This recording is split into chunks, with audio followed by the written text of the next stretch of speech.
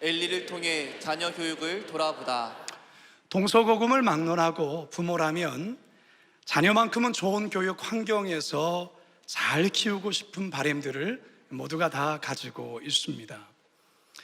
그 유명한 맹모 삼천지교라는 말도 바로 이런 배경 속에서 나온 말이 아니겠습니까?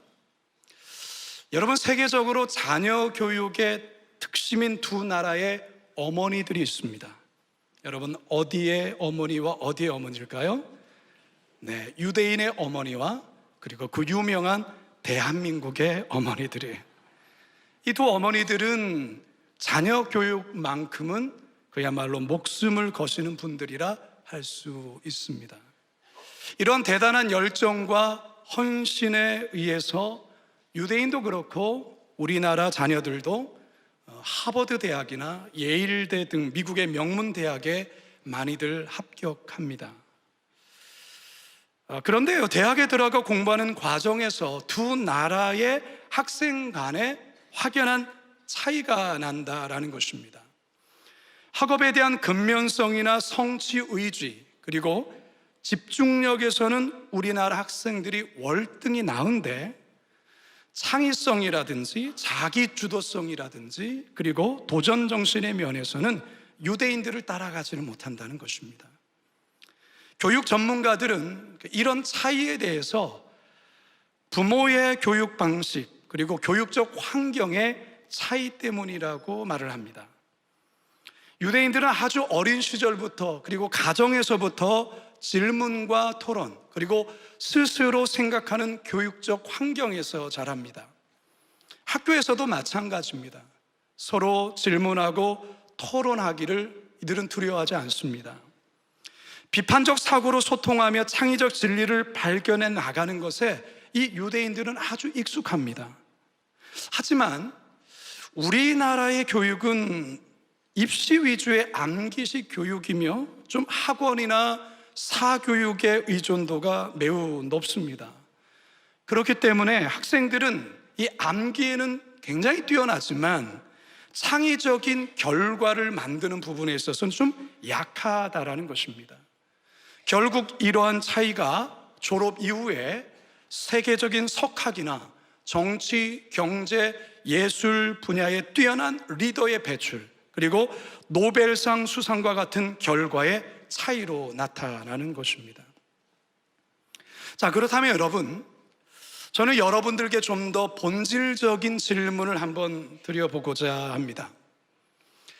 여러분, 자녀를 잘 키운다는 게 과연 뭘까요? 자녀를 잘 키운다는 거, 우리 모두가 자녀를 잘 키우고 싶다라고 앞에서도 우리 모두가 여기에 동의하지 않았습니까? 그러면 자녀를 잘 키운다는 게 과연 뭐냐라는 겁니다. 공부 잘하고 똑똑한 아이로 키우는 것을 말하는 걸까요? 하버드나 예일대 같이 명문대에 입학시키는 것을 말하는 걸까요? 졸업 이후에 높은 연봉의 어떤 세계적인 글로벌한 기업의 자녀를 취직시키는 것을 말하는 걸까요? 뭐 그런 것도 포함이 된다고 할 수 있겠습니다. 만일에 내 자녀가 공부도 별로 시원치 않고 취직도 아직 못한 상태에 있다면 부모는 자녀를 잘못 키운 걸까요? 과연 성경에서는 자녀를 잘 키우는 것에 대해 뭐라고 말할까요? 이 질문을 가지고 우리 다 같이 오늘 성경의 본문으로 함께 들어가길 원합니다. 성경에서 말씀하시는 하나님의 음성이 무엇인지 다 같이 듣고 은혜 받기를 주님의 이름으로 축원합니다. 한번 따라와 봅시다. 환경보다 더 중요한 것은 부모의 신앙입니다. 환경보다 더 중요한 것은 부모의 신앙입니다. 제가 석 달 만에 다시 이 사무엘 본문으로 다시 돌아왔습니다. 여러분, 이전 내용 잘 기억하고 있죠? 대답이 좀 시원치 않습니다. 자, 한번 더듬어 보도록 하겠습니다. 사무엘상 1장의 시작은 누구의 집안으로 이야기가 시작될까요? 엘가나의 집안의 이야기로 시작이 됩니다. 엘가나라는 사람, 어떤 사람이었나요?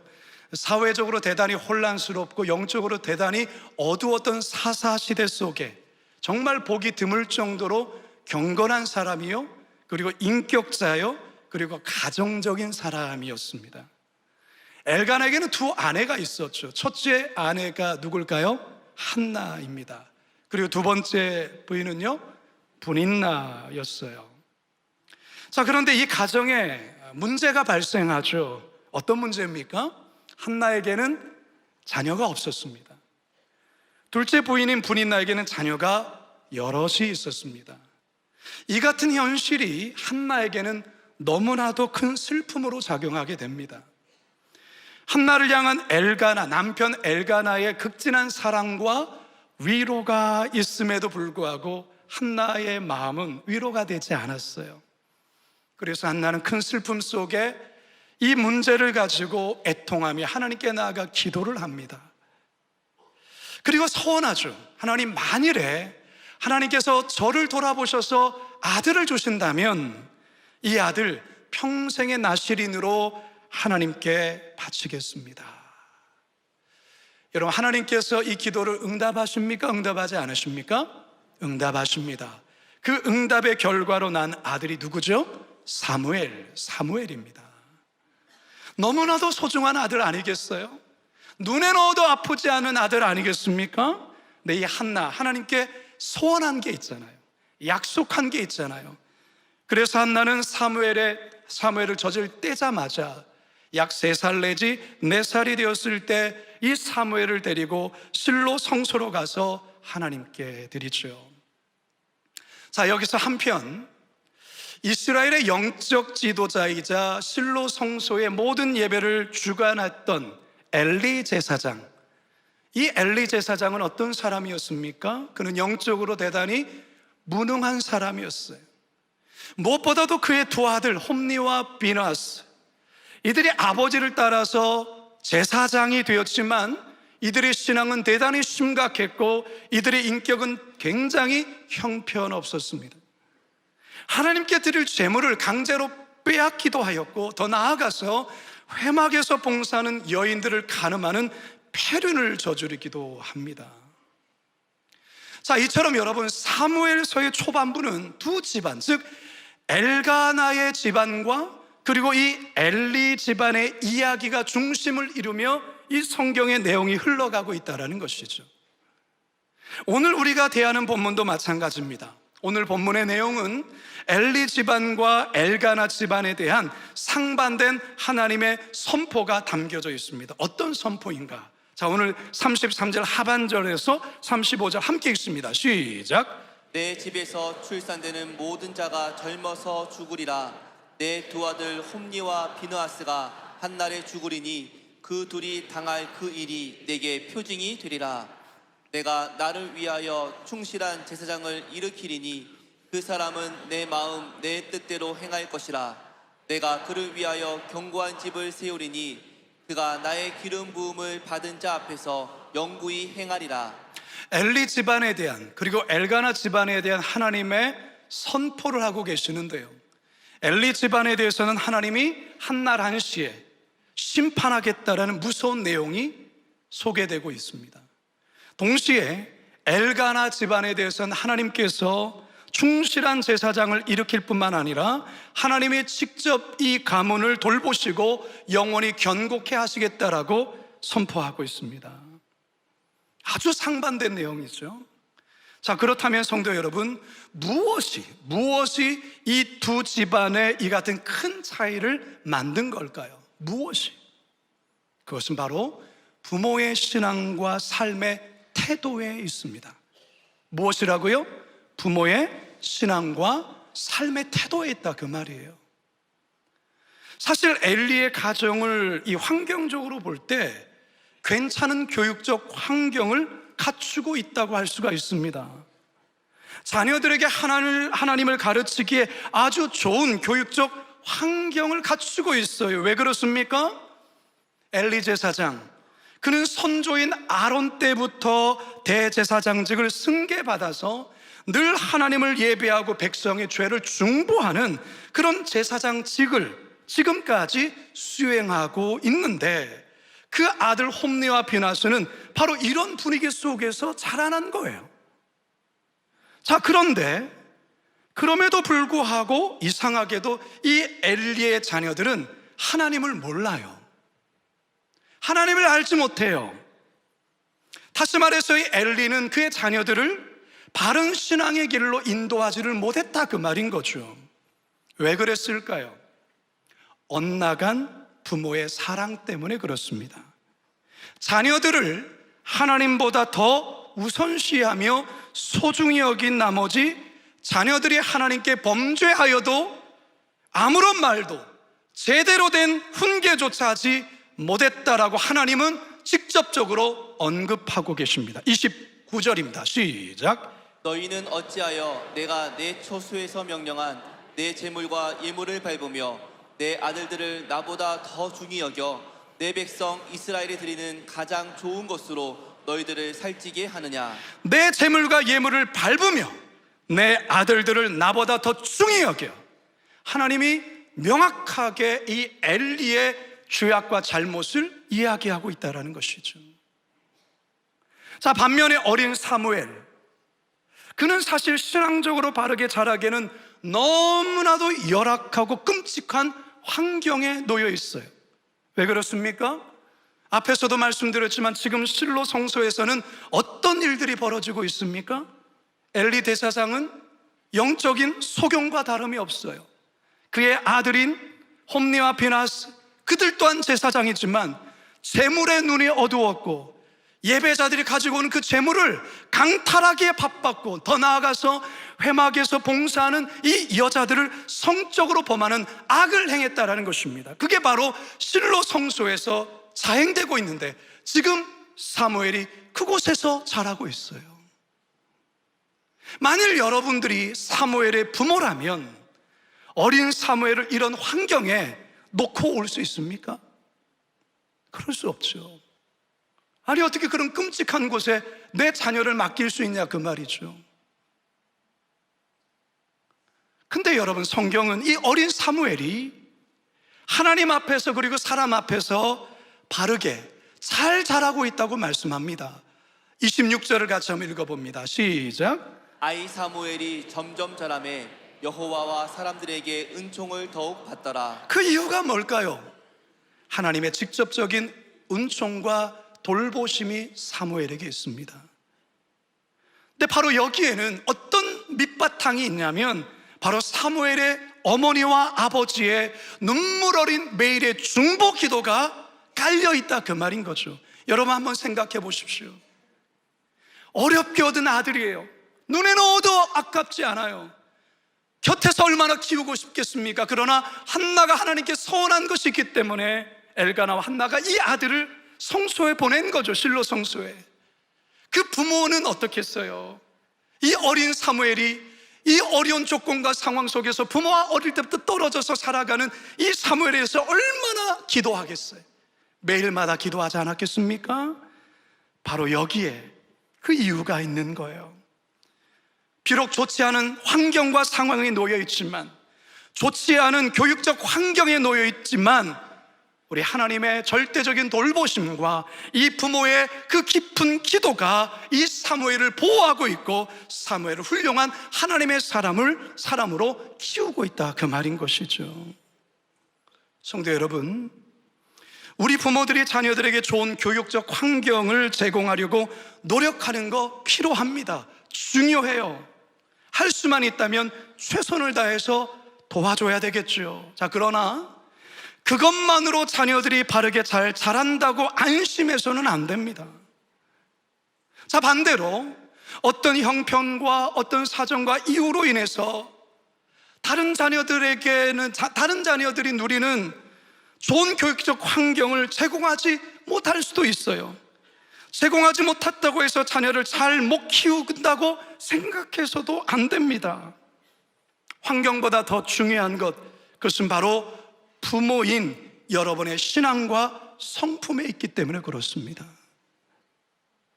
성도 여러분, 여러분의 자녀가 공부를 잘하든 그렇지 않든 존재 자체로 존중해주고 사랑해 주셔야 합니다. 물론 이게 쉽지 않은 걸 알고 있어요. 그러나 여러분들이 그 자녀를 잘 키우고 싶은 마음에 바람이 있지 않습니까? 그것은 그 아이 존재 자체를 받아주고 사랑하는 데 있는 겁니다. 우리 부모들 자녀들이 성적이 올라가는데 얼마나 관심을 많이 갖습니까? 그런데 여러분, 성적을 높이는 것보다 아이들의 자존감을 더 높여주는 데 마음을 쓰셔야 돼요. 자녀들의 숨겨진 재능과 은사가 무엇인지 알아차려 주시고 자녀들의 가슴 뛰는 꿈을 지지해 주셔야 하는 것입니다. 때론 조금 느릴 수 있어요. 그때 여러분 부모님들 조급해서는 안 됩니다. 그리고 정말 중요한 것, 남과 비교하지 마세요. 그러면 여러분, 여러분의 자녀들 훌륭하게 잘 자라납니다. 아멘이 적은 거 보니까 별로. 여러분, 자녀들의 인생은 여러분들이 다 책임지는 게 아니에요. 아니, 책임질 수도 없어요. 하나님이 책임주셔야 됩니다. 그게 바로 사무엘이었어요. 우리가 이 사무엘서를 통해서 배우는 것이 있다고 한다면, 이 엘가나의 부모를 통해서 배우는 것이 있다면, 사무엘을 하나님이 책임지시고 그를 키우고 있다는 것입니다. 우리가 이 사무엘을 볼 수 있어야 되는 거죠. 바라기는 엘리가 아닌 이 엘가나와 같은 부모가 되어서 자녀들을 하나님의 사람으로 잘 키울 수 있기를 주님의 이름으로 축원합니다. 두 번째 따라합시다. 하나님을 존중하는 자녀로 키워야 합니다. 하나님을 존중하는 자녀로 키워야 합니다. 제가 어릴 때에 주일학교 시절에 저희 부모님께서 저에게 가르쳐 주신 신앙이 저의 신앙의 밑바탕이 되었어요. 지금의 신앙에. 저희 어머니 아버지는 제가 어렸을 때부터 만약에 이 새 운동화를 사지 않습니까? 그리고 새 옷을 이렇게 사게 되지 않겠습니까? 그러면 그거를 저는 바로 신발 신고 막 밖에 나가서 놀고 싶은데 그렇게 못하게 했습니다. 새 옷을 사면 바로 입게 하지 않았습니다. 언제 그걸 신고 언제 입겠냐? 주일날 그 장롱 안에 고이 모셨다가 주일 아침이 되면 개봉하는 거예요. 그리고 그 새 운동화 신고 새 옷 입고 교회 먼저 가서 예배드리게 했어요. 저희 부모님이요. 하나님께 드리는 헌금, 절대로 호주머니 속에 있는 구겨진 거, 그거 절대 못 내게 했어요. 하나님께 드리는 헌금은 토요일 날 미리 준비하겠어요. 구겨진 거 드려서 안 된다라는 거죠. 구김이 없는 깨끗한 돈, 그걸 헌금하게 했어요. 누군가가 친척이 와서 용돈을 주면 그 주신 돈 가장 먼저 11조를 떼게 했어요. 그러면서 저에게 말씀합니다. 이 돈은 네게 아니고 하나님의 거야. 저는 그렇게 배웠어요. 좋은 것 있으면 주의 종인 목사님께 먼저 드리고 목회자를 섬기는 것이 하나님을 잘 섬기는 것이라 저에게 가르쳐 주셨어요. 이게 바로 저희 부모님이 저를 어렸을 때부터 가르쳐 주신 신앙의 모습입니다. 물론 어렸을 때는 아니 이렇게까지 해야 되는가 의문이 들기도 하고 때로는 불평이 되기도 했죠. 그런데 커서 생각해보니, 성인이 되어서 생각해보니, 이게 우리 부모님이, 우리 어머니가, 우리 아버지가 하나님을 존중하고 경외했던 신앙의 자세였구나라는 것을 깨달아지는 거예요. 지금 저를 목사되게 만든 것, 지금 하나님을 경외하는 그런 삶을 살게 한 것이 그 어렸을 때에 저희 부모님이 가르쳐 주신 그 교육대로 제가 자란 겁니다. 히브리어 단어 중에 존중하다라는 이 번역하는 말이 카바드라는 히브리어예요. 카바드의 기본적인 의미는 무겁다, 무게가 있다라는 뜻인데, 상대의 존재를 가볍게 여기지 아니하고 무겁게 여기는 것, 이게 카바드예요. 다시 말해서 하나님을 존중한다라는 것은 하나님을 가볍게 여기지 아니하고, 하나님의 말씀을 가볍게 여기지 아니하고, 하나님의 말씀을 진중하게 무겁게 받아들이며 그 말씀에 순종하는 것, 이게 바로 카바드, 존중하다라는 말의 뜻이에요. 성도 여러분, 여러분들의 자녀들, 손자, 손녀들에게 영어 가르쳐 주셔야 돼요. 수학도 잘 가르쳐 주셔야 돼요. 그래서 학원도 보내고 이런저런 공부를 가르치시잖아요. 그런데 여러분, 하나님을 존중하는 법, 하나님을 가볍게 여기지 아니하고 존중하는 법은 왜 안 가르치십니까? 여러분, 하나님을 존중하는 것 가르쳐 주셔야 돼요. 이것이 여러분의 자녀들이 인생을 살아가면서 하나님께 복을 받는 비결이에요. 성경은 우리에게 그렇게 말하고 있어요. 같이 한번 읽어볼까요? 신명기 28장 1절과 2절 시작. 내가 내 하나님 여호와의 말씀을 삼가 듣고 내가 오늘 내게 명령하는 그의 모든 명령을 지켜 행하면 내 하나님 여호와께서 너를 세계 모든 민족 위에 뛰어나게 하실 것이라. 내 하나님 여호와의 말씀을 청종하면 이 모든 복이 내가 임하며 내게 이르리니. 여호와의 말씀을 삼가 듣고 여호와의 말씀을 무겁게 받아들이고 여호와의 말씀을 청종하면 이 모든 복이 내게 임하며 내게 이르리니. 신명기 5장 10절 말씀도 이어서 읽습니다. 시작. 나를 사랑하고 내 계명을 지키는 자에게는 천대까지 은혜를 베푸느니라. 몇 대까지 은혜를 베푼다고요? 이게 하나님의 마음이에요. 여러분, 천대가 이게 상상이 되십니까? 1대, 2대, 3대도 아니고 천대까지, 이게 하나님의 마음이다 그 말이에요. 우리 하나님께서 우리에게 은혜 베푸시기를 원하시는 분이세요. 어떻게 하면 이 은혜를 쏟아줄까? 앙달하신 그 마음이 늘 그렇게 마음 가운데 불붙는 분이 우리 하나님이세요. 어떤 자에게 은혜를 베푸신다고요? 하나님의 말씀을 존중하고 하나님의 말씀을 무겁게 여기고 그 말씀을 지키려고 몸부림치는 자에게 하나님이 이런 복을 주신다라는 거죠. 근데 오늘 우리가 본문에서 된 이 엘리 제사장, 그의 아들들은 하나님을 존중하는 모습을 전혀 찾아볼 수가 없어요. 엘리는 대제사장이고 그의 두 아들은 제사장임에도 불구하고 그 모습을 볼 수가 없어요. 왜 그럴까요? 엘리는 아들들에게 이것을 가르쳐 주지를 못했거든요. 그 결과 오늘 우리가 대하는 이 본문 속에서 무서운 심판이 그 아들들뿐만 아니라 이 집안에 내려주고 있다는 것입니다. 30절 하반절입니다. 시작. 이제 나 여호와가 말하노니 결단코 그렇게 하지 아니하리라. 나를 존중히 여기는 자를 내가 존중히 여기고 나를 멸시하는 자를 내가 경멸하리라. 우리 하나님께서는 하나님을 존중하는 자를 내가 너를 존중하겠다, 나를 멸시하면 내가 너를 경멸하겠다. 여러분, 이 말씀 새겨 들으셔야 됩니다. 여러분 자녀들에게 하나님을 존중하는 것을 알려주셔야 돼요. 구체적으로 아이들이 갖고 있는 시간, 자신의 재능, 물질, 하나님께 어렸을 때부터 구별하여 드리는 습관을 가르쳐 주셔야 돼요. 누군가로부터 돈을 받으면 자기 사고 싶은 것에 거기에만 다 쓰는 것이 아니라 그 돈의 10분의 1을 먼저 하나님께 뗄 수 있는, 하나님께 드리는, 그리고 하나님께 먼저 감사하는 그것을 교육하셔야 돼요. 어려운 이웃을 보면 외면하지 않고 그 어려운 이웃을 돕고자 하는 선을 베푸는 삶을 가르쳐 주셔야 돼요. 해외에서 선교하시는 선교사님들 그 수고와 애씀에 대해서 아이들에게 알려주고 선교사님을 위하여 기도하고 물질로 돕고자 하는 그 섬김을 자녀들에게 가르쳐 줘야 되는 것이죠. 하루를 시작할 때 가장 먼저 기도하고 하나님의 말씀을 펼쳐서 큐티하고 묵상하는 것을 우리 부모들이 가르쳐 주셔야 돼요. 할아버지 할머니들이 가르쳐 주셔야 돼요. 우리 가정의 주인은 하나님이시다라는 것을 가정 예배를 통해서 아이들에게 알려주고 어릴 때부터 하나님께 예배하는 삶의 습관을 가르쳐 줘야 하는 것입니다.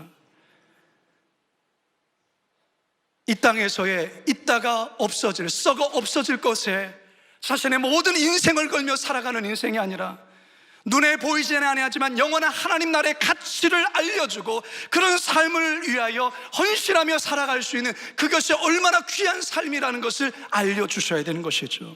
부지런히 말이죠. 신명기 6장 7절입니다. 시작. 내 자녀에게 부지런히 가르치며 집에 앉았을 때에든지 길을 갈 때에든지 누워있을 때에든지 일어날 때에든지 이 말씀을 강론할 것이며. 여러분 기억하십시오. 하나님을 존중하는 자녀는 하나님이 그 자녀를 존중하십니다. 그리고 그의 인생을 하나님이 책임져 주십니다. 바라기는 우리 부모님들, 할아버지, 할머니들, 우리 자녀들 하나님을 존중하는 자녀로 꼭 키울 수 있기를 주님의 이름으로 축원합니다. 마지막 세 번째 따라합시다. 아버지 엘리를 반면교사 삼아야 합니다. 아버지 엘리를 반면교사 삼아야 합니다. 여러분, 오늘 말씀은 좀 두려운 말씀이에요. 왜 그렇습니까? 엘리 집안에 대한 심판을 다루고 있거든요. 한 무명의 선지자가 어느 날 엘리에게 와서는 이 심판을 선언하고 있는 거예요. 31절에서 33절 함께 읽습니다. 시작. 보라, 내가 내 팔과 내 조상의 집 팔을 끊어 내 집에 노인이 하나도 없게 하는 날이 이를지라. 이스라엘에게 모든 복을 내리는 중에 너는 내 처소에 환난을 볼 것이요 내 집에 영원토록 노인이 없을 것이며 내 제단에서 내가 끊어버리지 아니할 내 사람이 내 눈을 쇠잔하게 하고 내 마음을 슬프게 할 것이요 내 집에서 출산되는 모든 자가 젊어서 죽으리라. 정말 무서운 심판의 말씀이거든요. 왜 엘리 제사장이 이토록 하나님의 노여움을 사서 이 가문 전체가 몰살될 위기 속에 있는 겁니까? 앞에서도 계속해서 말씀드렸지만 먼저는 아버지 엘리의 문제라는 것이죠. 엘리의 그 두 아들 홈니와 비느하스를 신앙 안에서 바르게 키우지를 못한 것이죠. 이와 함께 두 아들의 패역함이 한몫하고 있죠. 자, 그런데 저는 이 말씀을 준비하면서 이런 생각이 들었어요. 여러분, 이 엘리 가문에 대한 심판에 대한 내용이 이 본문에서도 나오고 이제 곧 우리가 3장을 보게 될 건데 3장에서도 한 번 더 나와요. 그때는 어린 사무엘을 통해서 하나님께서 이 엘리 가문에 대한 심판을 이야기하거든요. 반복한다는 것은 무엇을 의미할까요? 강한, 반복에 대한 이 부분은 하나님의 강한 의지를 담고 있다, 그 말인 거죠. 네, 반드시 할 거다. 자, 그런데 여러분 이 심판의 메시지를 우리가 보면서 우리가 한 가지 생각해야 될 것이 있어요. 하나님에 대한 이 심판이 2장이 끝나는 즉시로 진행이 되지 않고요, 저 4장에 가서 진행이 됩니다. 그리고 3장에서 한 번 더 이 심판에 대한 선언이 한 번 더 나온다고 했죠. 하나님께서 이 심판을 내릴 것이라는 강한 의지의 표명이기는 하나, 저는 이것을 뒤집어서 생각해 보면 이 심판의 메시지를 엘리야, 네가 듣고 지금이라도 너의 두 아들과 함께 돌이키면 살 거야 라는 메시지가 깔려 있다고 저는 생각을 해요. 이제라도 이 패역한 두 아들의 그 죄를 뒤집어 쓰고 하나님 앞에 철저히 회개하면 이 심판이 내가 거둘 거야 라는 말씀이 동시에 깔려 있다는 것이죠. 근데 문제는 뭡니까? 이 심판 앞에서 엘리가 무덤덤해요. 두 아들에 대해서도 엘리는 무덤덤해요. 두 아들은 하나님의 심판 선언에 대해서 귓등으로 들어요. 여러분, 이것이 더 이상 돌이킬 수 없는 심판으로 나아가게 하는 거예요. 우리 하나님은 회개하는 자를 구원해 주세요. 돌이키면 하나님은 어떤 죄를 지어도 우리 주님 용서하시는 분이세요. 그분의 인자하심과 은혜는 우리가 헤아릴 수 없을 정도로 넓어요. 그런데 끝까지 고집하고 돌이키지 않으면 더 이상 하나님이 어떻게 할 수가 없어요. 저는 오늘 이 엘리의 모습을 우리 성도님들이 꼭 반면교사 삼아야 된다 생각합니다. 오늘 말씀을 준비하면서 사실 마음이 좀 무거웠어요. 이 본문 자체가 참 어렵잖아요. 심판에 대한 선언이기 때문에.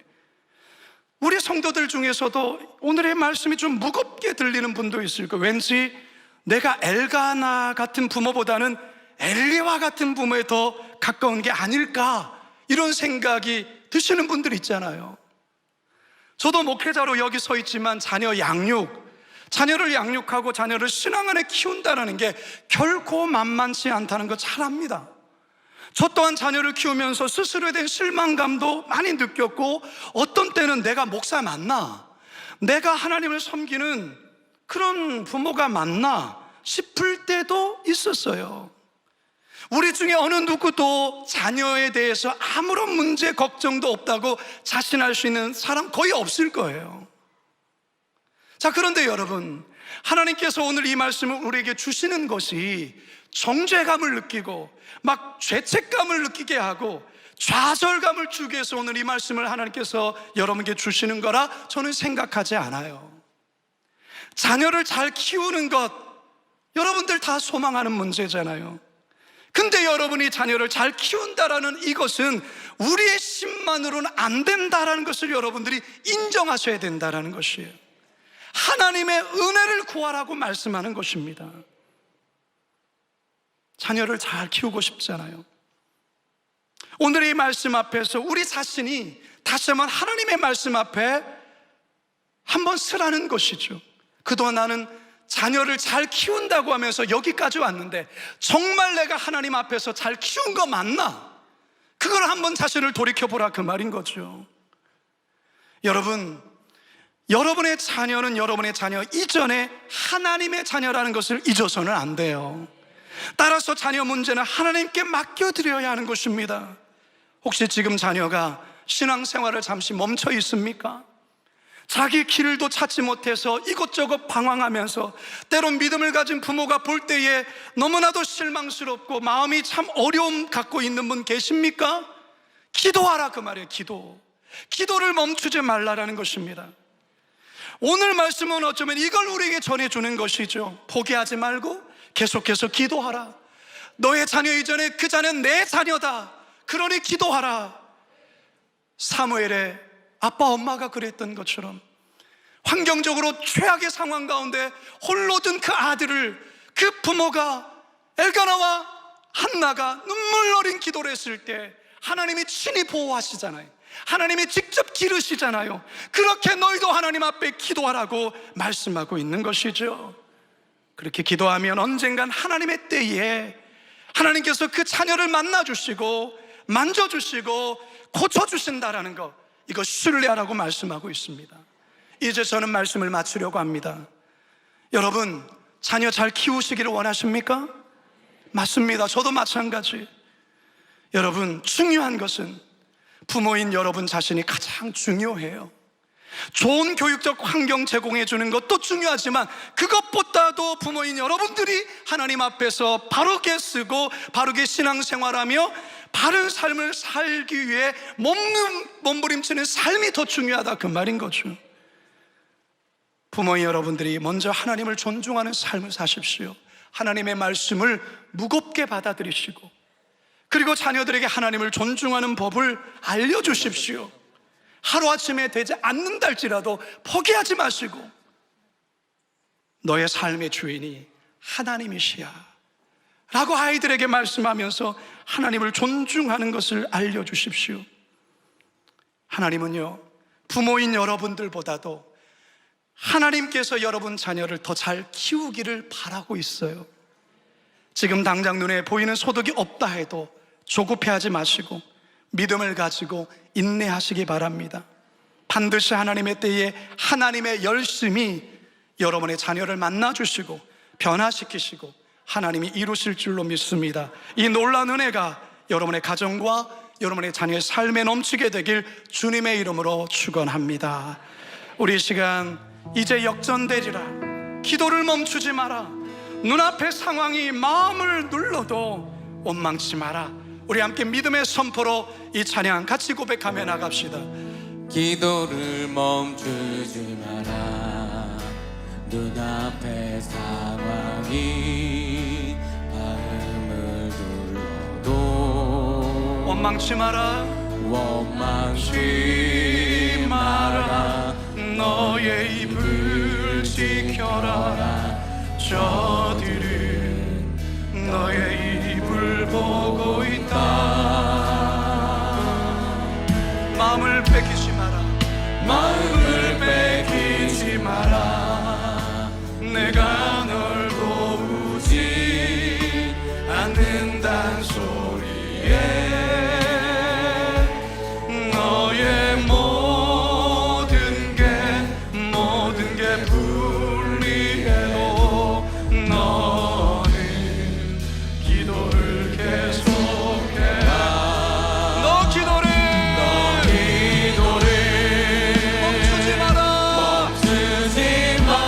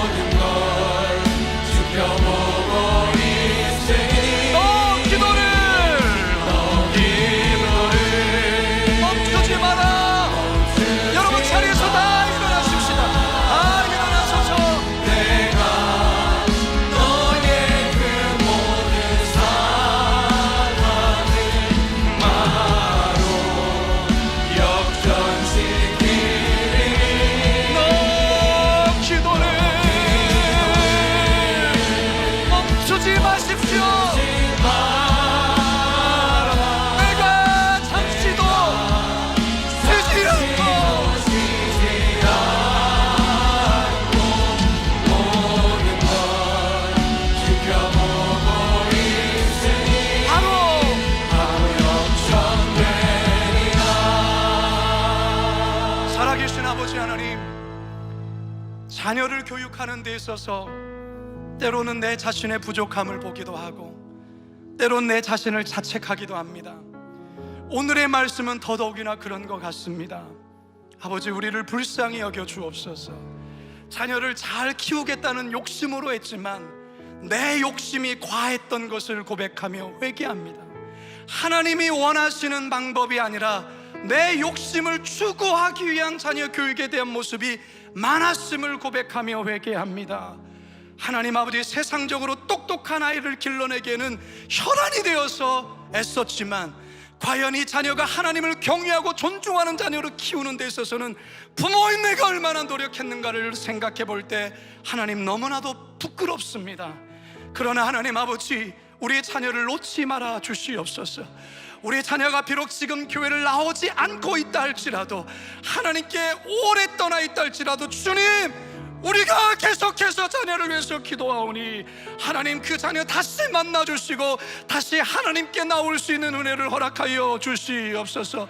우리를 변화시켜 주시고 부모인 우리를 먼저 변화시켜 주셔서 결단코 우리의 가정 안에 이 엘리야와 같은 불행한 삶이 있지 아니하게 하여 주시고, 엘가나와 한나와 같이, 사무엘과 같이 다시금 일으켜 세워주시는 그 하나님의 놀라운 은혜를 경험하며 간증할 수 있는 우리 모든 부모들 그리고 자녀들 되게 하여 주시옵소서. 감사드리오며 예수님의 이름으로 기도드리옵나이다.